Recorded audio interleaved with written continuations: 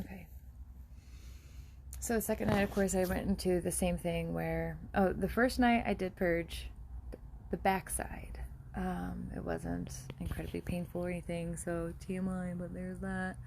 But I did not throw up, so I was very thankful for that. Second night, I go into it with the same thing, with very much love and gratitude and just appreciation for the experience. And no matter what happens, it's supposed to happen. I want to say the first thing that I really noticed, it was the same thing from the first night, which was my mouth felt like it was being manipulated and slowly stretched and prodded in different ways. And as I was feeling this, I was very aware of this, I was seeing, it wasn't incredibly visual, like it's not like if I opened my eyes I would see some crazy shit, but when my eyes were closed, like in my internal space, I saw shapes and movements and things like undulating and like fabrics twisting and turning and like cool. Like I was just focused on that, and the prodding and the movement of my mouth went deeper into inner spaces that I've never fully been aware of. Like inside my body, I could feel things being like touched and like not like I actually felt any kind of anything, but it was like pings and prongs and just slight manipulations throughout my body, inner spaces that I've never fully been aware of. It was wild, and I was not scared at all. I was like, just enjoy, like, because my brain goes, well, what am I learning? Am I learning anything from this? Because of course I'm so studious, right? I want to learn from it. And it said, just be, just allow us, trust us. We're attuning. We're helping your frequency. We're basically like dialing you in on a different level, right? And so I just let, and that was amazing. Felt amazing. So the theme for this night, hardcore, was I trust myself. And I spoke that out loud at some point. I kept not wanting to. I didn't want to. The first night was so quiet. Everyone was so quiet.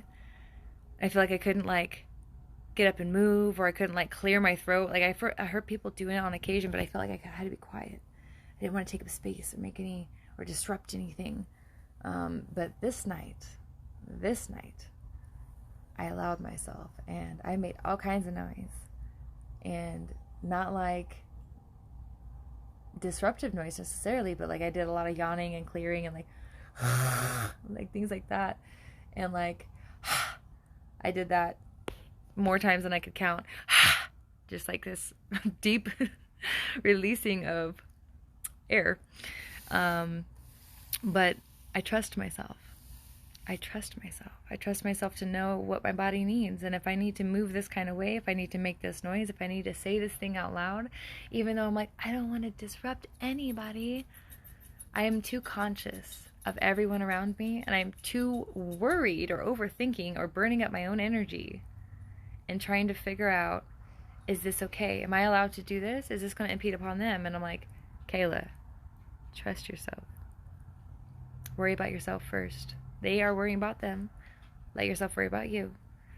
So I trust myself. And these notes that I've written down, actually, I did Marco recordings, which is what I'm recording this on right now. Marco Polo. I made recordings while I was outside to help myself remember the things that were coming to me. I trust myself. I honor myself. And I can only have people who trust me and honor me as I do them. I trust myself. And in order to be in my life, you have to trust me.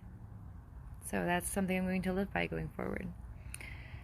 My words are medicine. And sometimes medicine can make you feel ill.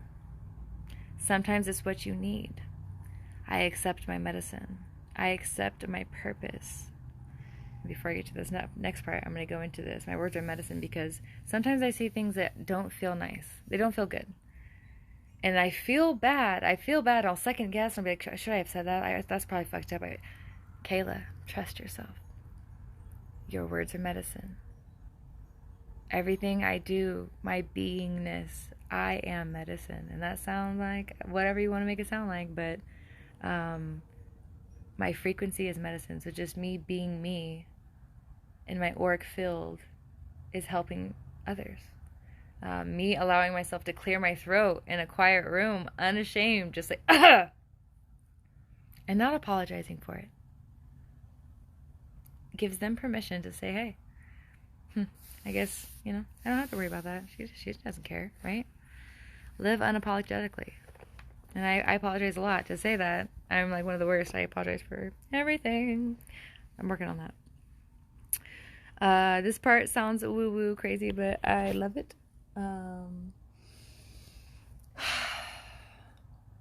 I was inlaid, was the word that came to me. Inlaid with a dragon spirit.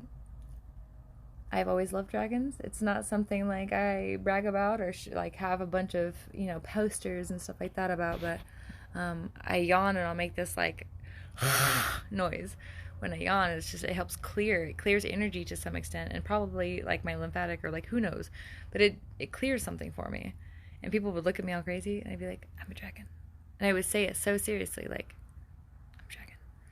So when this part happened, I was like, that makes a lot of sense, actually. That on some level of awareness, because I believe in several planes and dimensions, I am a piece of me, a piece of my soul is also this dragon. And this dragon was absolutely beautiful. I visualized her, I guess, and I just saw her head and her neck, and it was a pinkish white opaque. So she was mostly white with this touch of pink, and she had this shimmery opaqueness to her, kind of like opal. And it was so fucking powerful, right? And like, of course, if I didn't already have the trust yourself aspect come through, then I don't know if I would have been able to allow the next part, because I would have been like, what? Is this real? But I do believe that on some level of my soul, I am connected to or I am that dragon. And there was a certain sense of power and like sovereignty, right? The way I felt when I inlaid with this dragon over my energy was like, oh yeah, that's what that felt like. Because I've always tried to shrink and be small to be like comfortable for others, because I want to show up too big or get in their space and stuff. And I'm like, no, I have a lot of power, and I think that I want to be accepted by everyone. So I try to be palatable, right? I just try to be digestible, and I don't think I'm supposed to. Not for everybody. So that dragon was absolutely amazing, and as I was doing that. It felt like almost a dragon inside me, like breathing through Kayla. And something I got really deeply with it, especially it was a lot of exhales, because it was like short inhales where you couldn't hear, and then that big exhale, because so much of my life the last 5-6 years has been on the inhale. And I knew this from a part of my journey years ago where I felt like I was like, and I was stuck in that freeze mode for so long, and I finally have accepted that I am in my exhale era. I can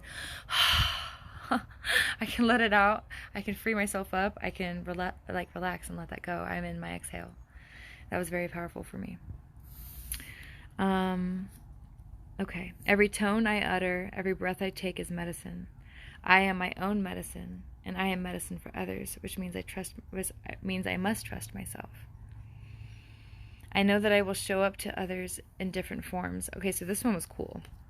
This was after the whole dragon thing, and I felt like after the dragon thing, it was almost like I knew that I almost didn't look like how I know myself to look like. So this Kayla, it was like you're a shapeshifter, and people will perceive you however they need to perceive you in order to digest you. So basically, I got that I look like this to myself, but whoever might view me, in order to hear my words, they're going to see whatever face and however like presenting information that they need to digest my medicine. They will see whatever they need to see. It may not look at anything like how I know I look. And maybe I don't even look how I think I look. Like, you know what I'm saying? It's just all perception, right? But that I can change form for other people to see what they need to see. They may not see my actual face, and I may not even know what my face even truly looks like, but I know that when I show up for them, when they hear my words, they will hear them in the form of medicine. They see me in whatever form they need to in order to digest the medicine fully, and I trust that. I don't need to worry about others, and this is what I was saying earlier, others' expectations or anticipations. I don't have to worry about others in general. I trust, I know. And I said I know like several times. I know. I know for me, right? I'm going to use my perception of others only for the good of others and myself, not to worry or take up space or overthink to burn up unnecessary energy. I don't need to. I trust myself, and I trust others to trust themselves. To free myself is to free others. By taking up space and making noise, I give others permission to be themselves. The more authentic, and like I always consider myself authentic, but I think I've just been so, like I said, encased and try to be just too rigid. I'm not trying to be rigid, but I need to relax, and the more I relax and heal myself in that way, the more I can lead by example for others. I'm allowed to live out loud. There's a funny story to that, actually, but I'm probably not going to go into that in this because it talks about somebody else's experience. I am allowed to live out loud. I feel like I have been initiated to trust myself, to lead by example. Who doesn't resonate can walk away. I am not for everyone, and that is okay. I am only living for me. I am allowed to live out loud because I was so afraid to make all these noises. I'm like, are they going to get annoyed with me? And I picked up on someone's annoyance, and I found out later that there, like I said, there was an interesting side note to that on somebody else's journey that affirmed, like, I had to say that. I was meant to say that. I needed to say that. And I fought against saying it for a while, and it was like, no, say it. And I was like, yes, okay, I'll say it. I'm allowed to live out loud. I can say what the fuck I need to say. I can be fucking dorky and weird and goofy, and like, if people just don't resonate, fuck off. I'm sorry. With love. Fuck off with love, okay? And then I took off my socks and I got grounded. My feet were freezing, alright? They were freezing. And I was like, that kind of hurts. And my brain said, panic, hurry up, get your socks on. And I said, no. It's a sensation. It's okay, because it'll heal. As soon as I put my socks on and go back inside, it'll be fine. Don't panic. Trust yourself. So, that was it. That's what I wanted to share, and amazing journey. And I hope that I will continue to try to wake up with these affirmations of, I trust myself, I honor myself, I free myself, I am the medicine, right? I am the dragon spirit.